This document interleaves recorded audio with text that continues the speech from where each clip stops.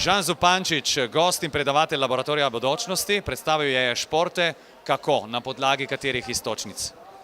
Ja, tle je šlo pri tem, da predstavimo predvsem za to, kaj je e-šport in kako ga želimo uveljaviti kot šport oziroma tradicionalni šport, kam se pomika e-šport in kakšni so zaslužki oziroma kakšen denar se obrača v njemu. A lahko e-športi postanejo res nova športna disciplina oziroma se lahko res pojavijo tudi na olimpijskih igrah?